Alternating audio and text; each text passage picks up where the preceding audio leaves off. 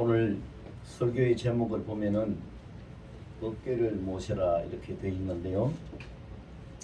법궤라는 것은 간단하게 설명을 드리면은 하나님이 이스라엘 백성들을 죄악의 도성인 애굽에서 해방시켜 인도하실 때에 40년 동안 광야에서 광야 생활을 했지요. 그때 광야에서 성막을 짓도록 하나님이 명령을 하시고 그 성막 안에 지성소에 법궤를 두라고 하시고 그 법궤를 통해서 하나님이 약속을 하셨어요. 무슨 약속을 하셨냐면 내가 여기서 내 백성들을 만나주고 내 백성들의 기도를 들어주고 내 백성들의 죄를 사해주고 내 백성들에게 복을 내리겠노라. 이렇게 약속을 하신 곳이 바로 지성소에 있는 법궤예요. 그리고 이제 그 법궤라는 그것은 이제 쉽게 이야기하면은 상자죠. 괴짝이라는 상자이잖아요. 거기에는 하나님이 특별히 물건을 넣어두라 한 것이 있는데 그것이 뭐냐 하면은 하나님이 하늘에서 이스라엘 백성들 광야에서 먹여 살리시기 위해서 내려주신 만나, 하늘 양식이죠. 만나를 담은 금 항아리를 기념으로 넣어두라 그랬고, 또 하나님이 모세를 시내산 꼭대기로 불러 올려 가지고 그 모세를 통해서 이스라엘 백성들에게 하나님이 어떻게 너희들이 살아가야 되냐 하는 모든 법을 십계명 10가지의 계명이 모법이 되는데 그걸 통해 가지고 모든 법입니다. 뭐 민법도 형법도 사회법도 어떤 이 국가적인 간의 국제법도 전부 다 들어있는 것입니다. 거기에 그 법을 내리실 때에 특별히 십계명을 돌판에 새겨가지고 모세에게 주고 그걸 백성들에게 가르치라고 하셨습니다. 그래서 하나님이 그 십계명의 두 돌판을 법궤 속에다 또 넣으라 그랬습니다.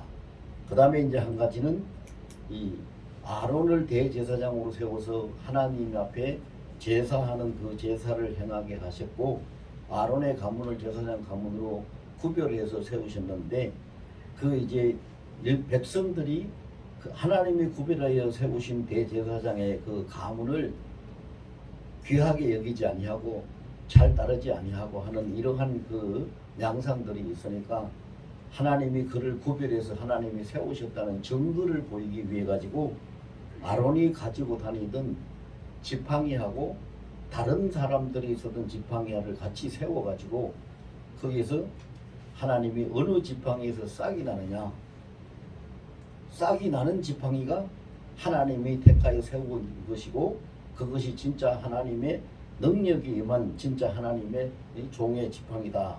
이걸 알게 하시려고 그렇게 하셨죠. 시켰는데 아론의 지팡이에서 싹이 났고 꽃이 피었어요. 그래서 이제 그 아론의 싹난 지팡이를 법궤에다가 하나님이 그걸 기념으로 넣어두라 했어요. 그럼 이게 무슨 의미냐면 왜 법궤에다가 십계명의 두 돌판하고 만나의 금항아리하고 아론의 싹난 지팡이를 넣어두라고 했냐 하면은 그것이 전부 다 세 가지 다 예수님을 상징하는 거예요.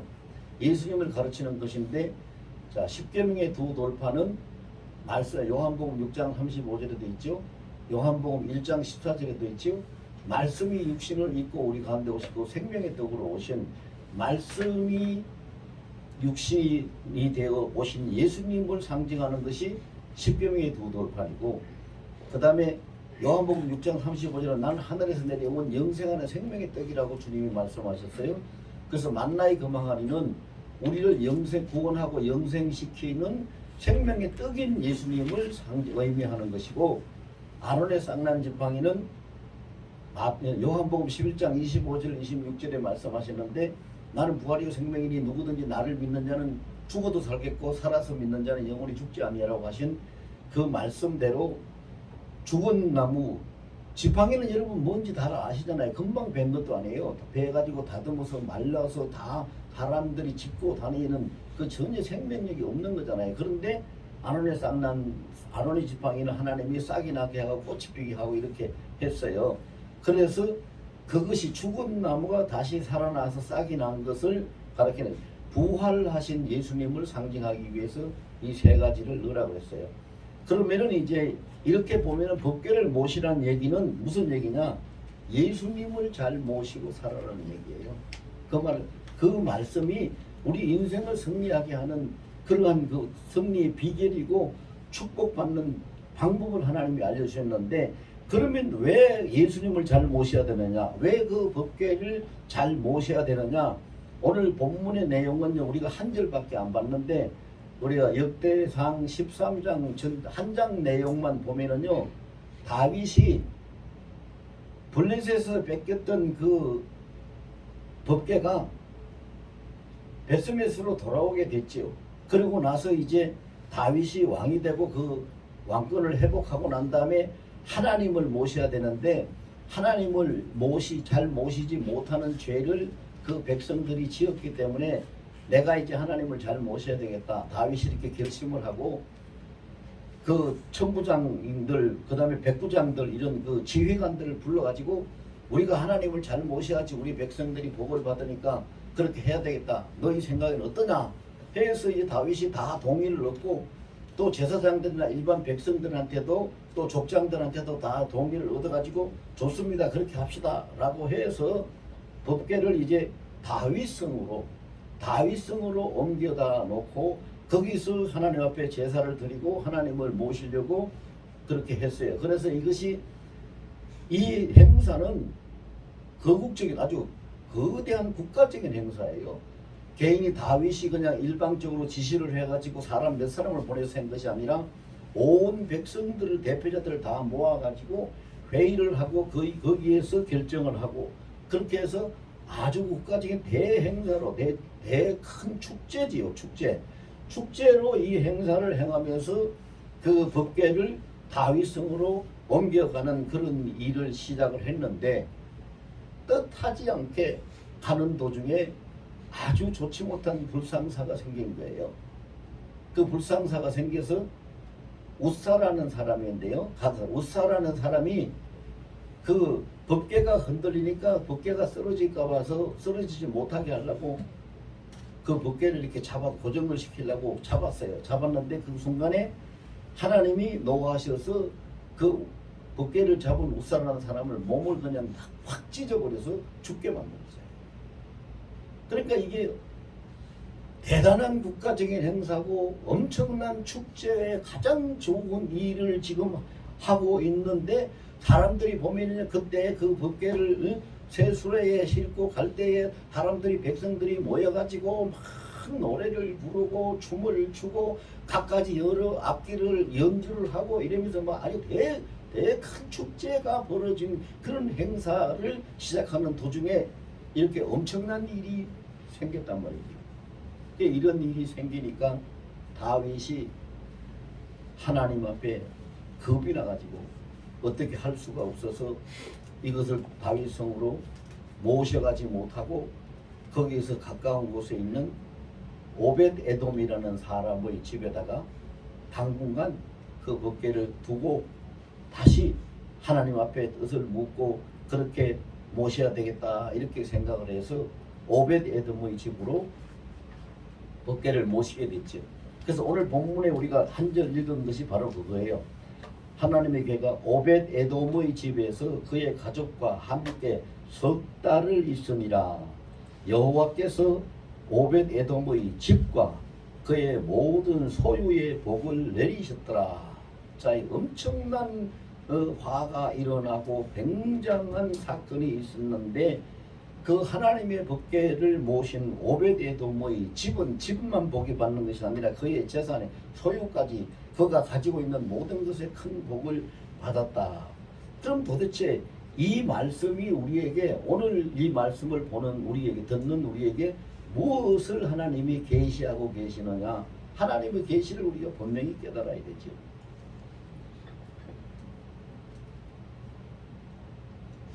그것은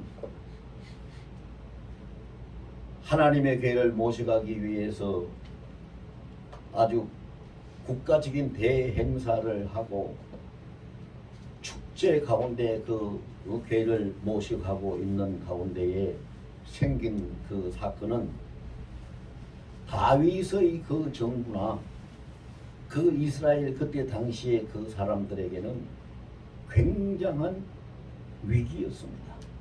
왜 위기냐? 그 우사가 몸이 찢겨서 죽을 때에 성경에 뭐라고 기록을 했냐 하면요, 하나님이 진노하셔서, 하나님이 진노하셨다 그랬어요. 하나님이 노하셔서, 진노하셔서 그를 몸을 찢으셨다. 오늘 그 우리가 읽진 않았지만은요, 역대상 13장 11절에 보면은 여호와께서 그 우사의 11절이 아니고 10절입니다. 우사가 손을 펴서 괴를 붙들음으로 말미암아 여호와께서 진노하사 치심에 그가 거기 하나님 앞에서 죽으니라. 그리고 11절엔 여호와께서 우사의 몸을 찢으셨다. 이렇게 기록이 되어 있어요.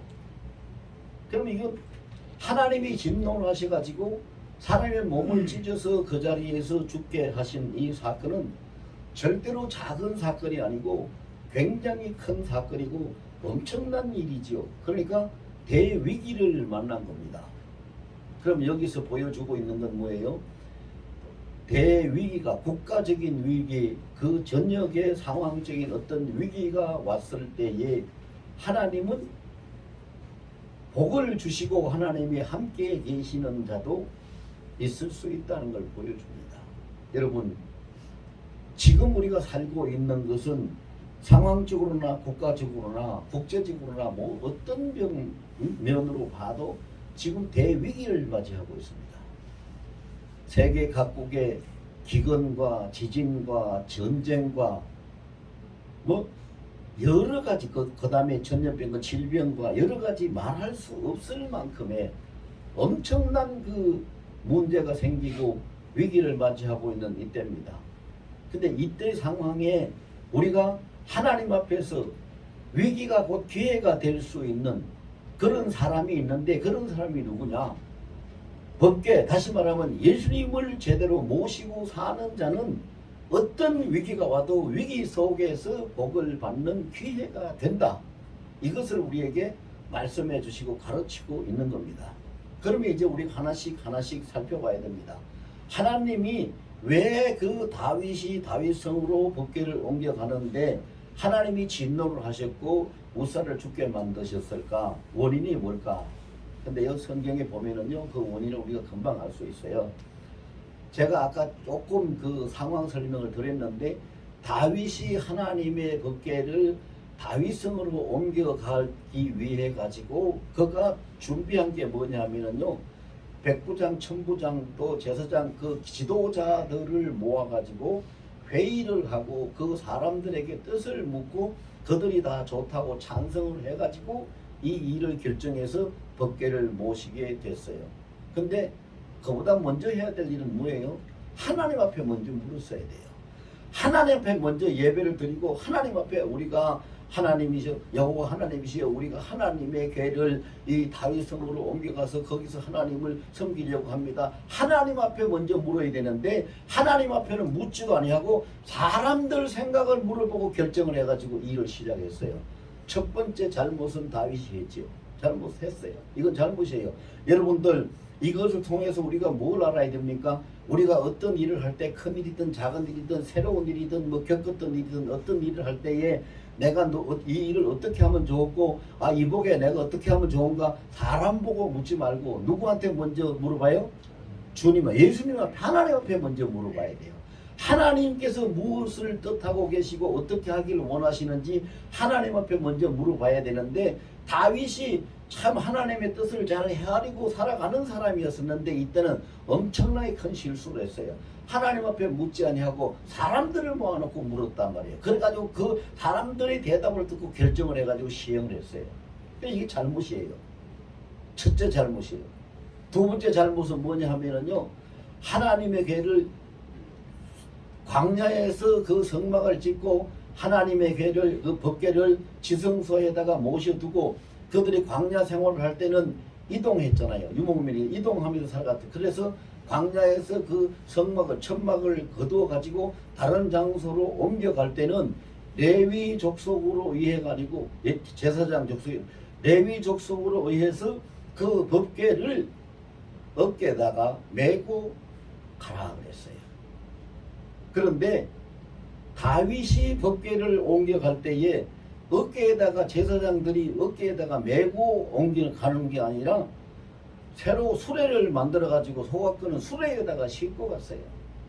그럼 여기 보세요. 뭐가 잘못인가? 하나님께 물어야 될 걸 하나님께 묻지 아니하고 사람들을 묻고 사람들의 뜻을 따라서 했다는 것이 첫 번째 잘못이고, 두 번째는 수레에 법궤를 싣고 이동한 것은 딱 한 번밖에 없는데 그 한 번이 뭐냐? 블레셋에서 하나님의 궤 때문에 그들이 막 재앙을 받고 큰 엄청난 화를 당하고 하니까 하나님의 궤를 치우려고 없애버리려고 전나는 암수 2마리에다가 그 수레에다가 궤를 싣고 보내가지고 그게 벳세메스로 보내. 블레셋의 한 방법, 인간이 법궤를 옮긴 방법을 그 방법을 그대로 따라서 썼단 말이죠. 수레에다 싣고 옮겼어요. 왜 메고 가라 했는데 왜 수레에? 이것이 방법이 틀렸어요. 자 보세요. 첫 번째는 하나님의 뜻을 묻지 않은 것이 잘못. 두 번째는 하나님이 말씀한 대로 뜻대로 방법을 취하지 않은 것이 두 번째 잘못이에요.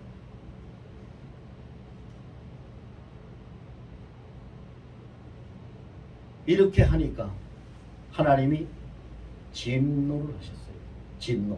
진노를 하셨는데, 진노를 하면은 하나님이 노하시니까 수레에 있던 법궤가 가만히 있더니 법궤가 갑자기 하나님이 노하시니까 막 흔들리고 막 터덕거렸단 말이죠. 그러면은 하나님이 진노하셨다, 멈춰라. 그리고 그 자리에다가 그 수레를 멈춰놓고 하나님 앞에 기도를 하고 왜 그러십니까 묻고 잘못했으면 회개를 하고 그렇게 하나님의 말씀을 다시 받아서 듣고 따라서 움직여야 되는데, 하나님이 진노하시는 걸 인간이 붙잡아서 말리려고 하니까 인간이 붙잡은 인간이 몸이 찢겨서 죽게 되는 거지. 이 하나님 앞에서는 엄청난 죄악이 된 거예요. 이 세 가지. 여러분, 하나님이 진노하시는 걸 사람이 어떻게 붙잡아서 그걸 진정시키고 말리려고 합니까?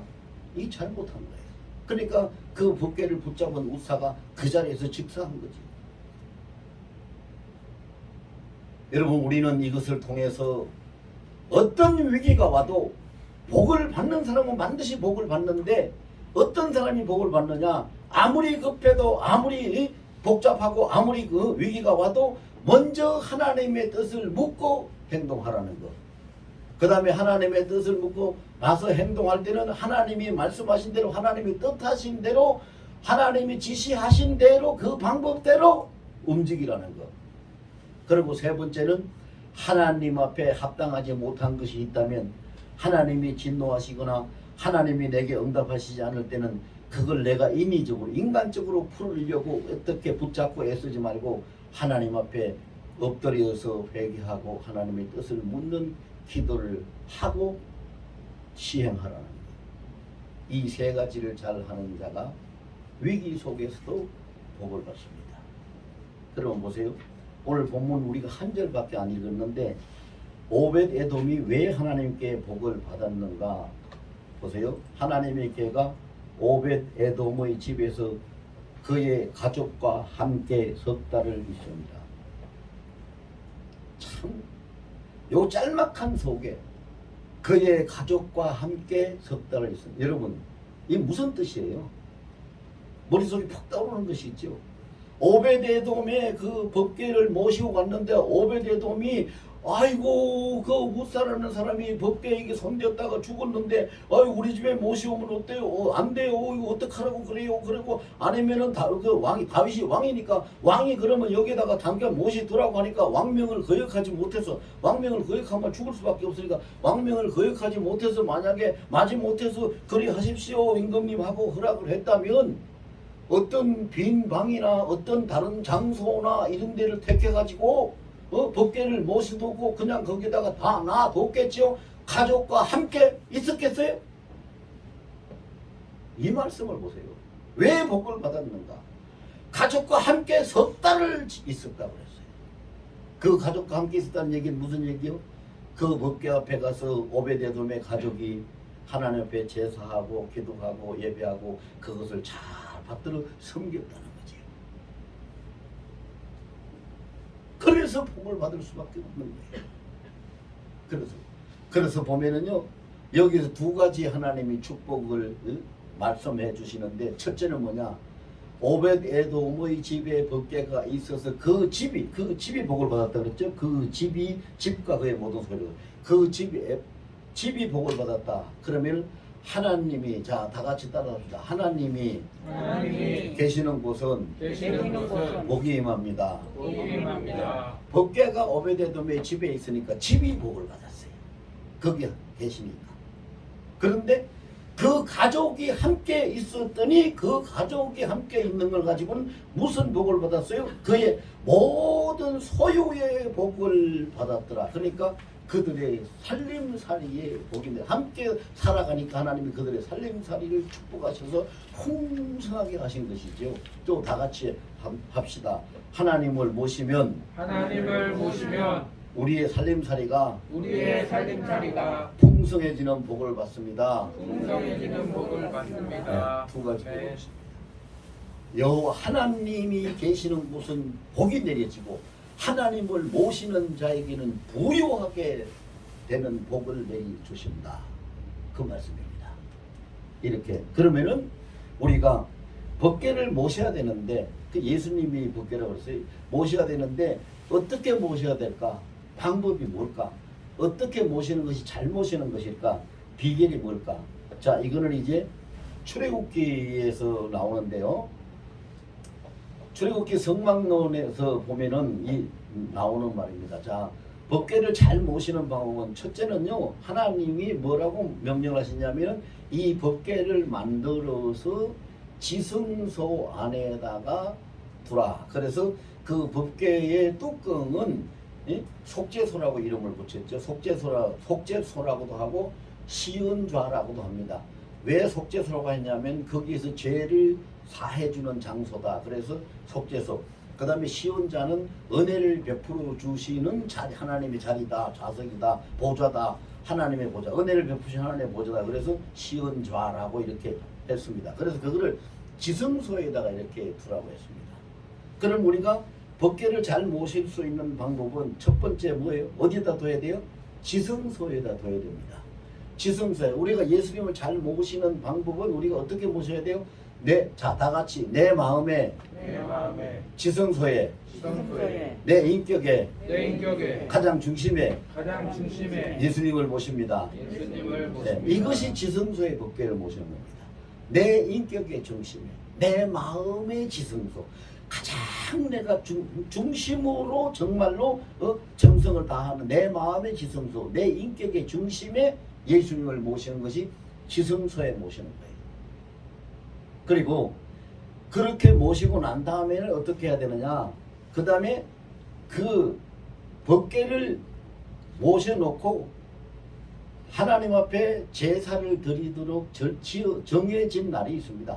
정해진 날에는 거기에다가 향을 가득 피워서 앞이 안 보일 만큼 향을 피워, 향연이 가득 차도록 향을 피워놓고 그 대제사장이 들어가서 하나님 앞에 제사를 드리고 기도를 드리고 그 백성들의 죄를 다 씻음받는 그런 제사를 드립니다.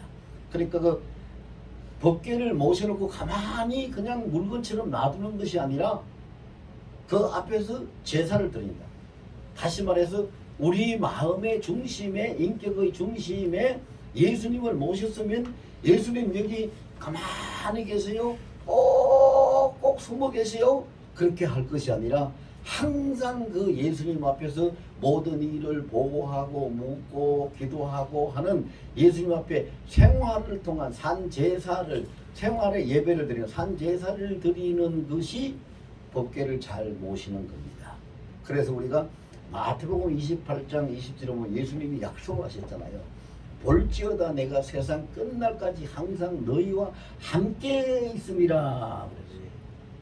그러면 항상 세상 끝날 때까지 나와 함께 계시는 주님, 오늘 여기 올 때도 주님 오늘 교회 가는 날이라서 교회 예배 드리러 가요. 주님 내가 모시고 가잖아요. 주님 내게 계시잖아요. 예배 시간에도 주님 내가 은혜를 받을 수 있도록 나를 붙들어 주시고 은혜를 베풀어 주시고 도와주시고 주의 성령으로 나를 일깨워 주시고 이렇게 항상 보고하고 기도하고 그래서 향년을 가득 앞이 안 보일 정도로 향년을 피우고 대제사장에 들어갔다는 얘기는 뭐냐면요.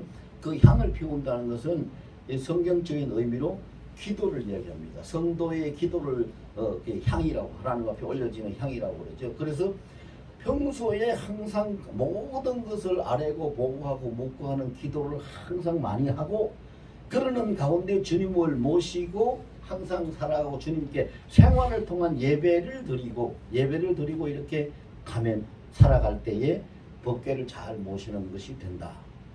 그 세 번째 잘 모시는 방법은 이동할 때에 어깨에 메고 가라 그랬어요. 여기 다윗이 실수한 것처럼 소가 끄는 수레에다가 싣고 가라. 그렇게 하는 것이 아니라 너희 어깨에 메고. 왜 어깨에 메고 가라고 했을까요? 왜 어깨에 메고 가라고 했을까요? 어깨에 메면 이게 법궤는요 네 사람이서 법궤 매는 막대 둘 양쪽으로 이렇게 해를 끼워 가지고 앞뒤로 앞에 두 사람 뒤에 두 사람 네 사람이서 법궤를 매게 돼 있어요. 그 이제 그렇게 크기는 가로 세로가 2.5규빗이고 높이가 3규빗이고 이러니까 이만한 괴짝이잖아요. 그거를 네 사람이서 메고 돼 있는데 네 사람이서 메고 가라는 뜻은요 무슨 뜻이냐면은 보세요. 혼자 그냥 덜머지고 가는 것이 아니고 어디 싣고 가는 거 아니에요.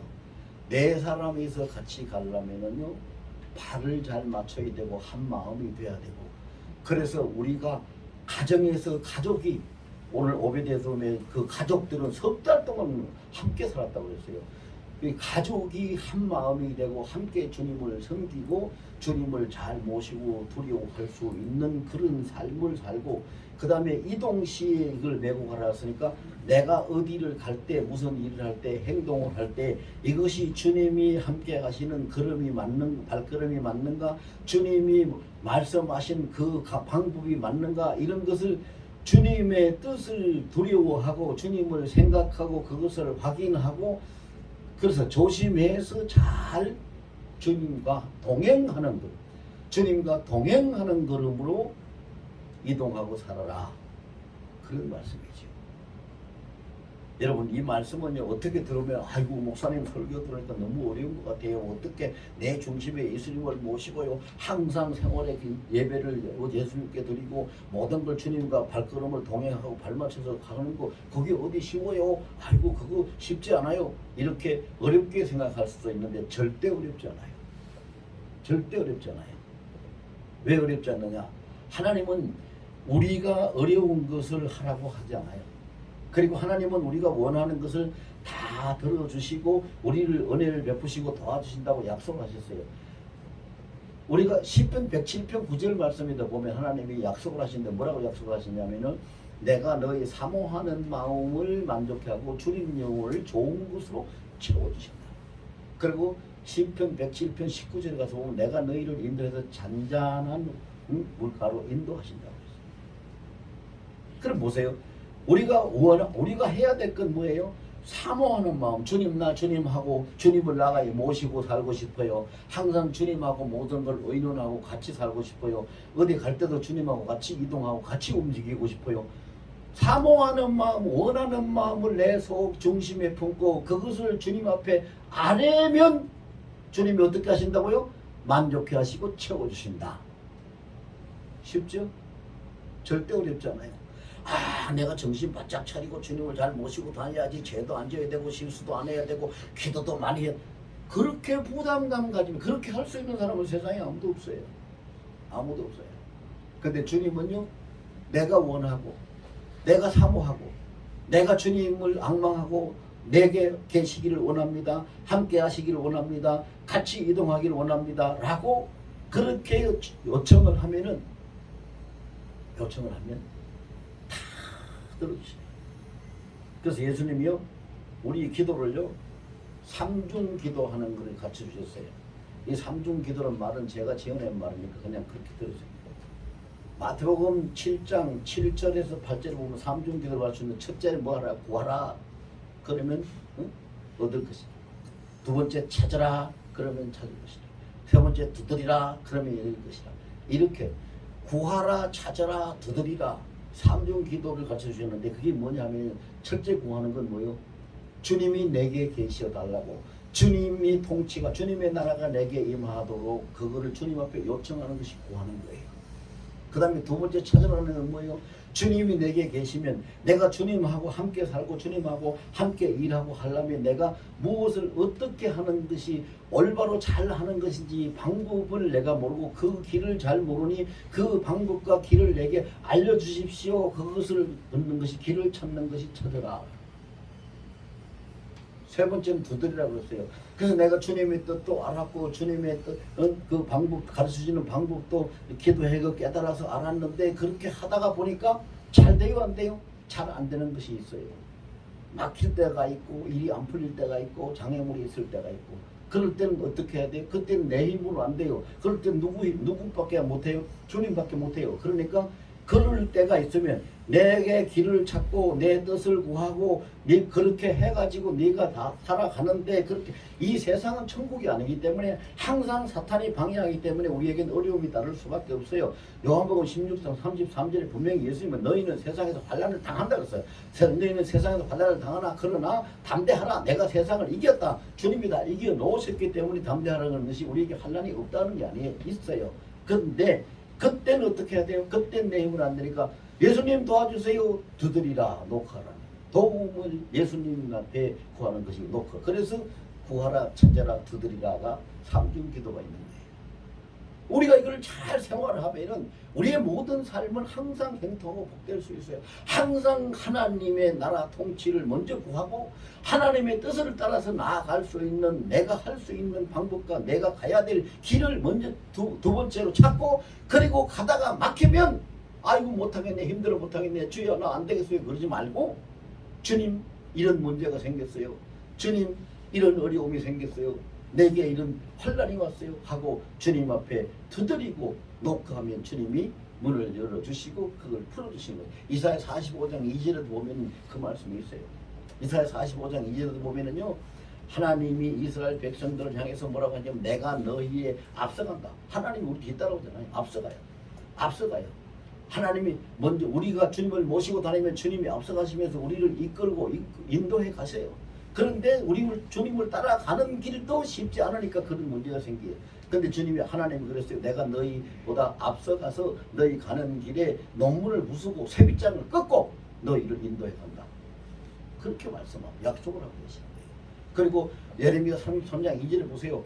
우리 세상을 살다 보면은 물을 건널 때도 있고 불을 만날 때도 있는데 하나님이 뭐라고 그랬어요? 너희는 조금도 두려워하지 말라. 내가 너와 함께 한다. 물을 건널지라도 강을 건널지라도 물이 너를 침몰치 못하고 불 가운데 네가 지난당할지라도 불이 너를 사르지 못하느니 내가 너와 함께함이라. 그래서 두드리라는 것이 있는 거예요. 그래서 구하라, 찾아라, 두드리라. 이런 그 기도의 삶을 통해서 항상 내 인격의 중심에 내 마음의 지성소에 예수님을 모시고 내 삶의 생활의 예배와 함께 주님과 동거하는 함께 오베데돔이 하나님과 함께 살았다는 것처럼 동거하는 삶을 살고 그리고 행동할 때 이동할 때는 항상 주님을 모시고 내 어깨에 모시고 내 주인으로 왕으로 모시고 이동하고 동행하는 여러분들의 삶이 되시기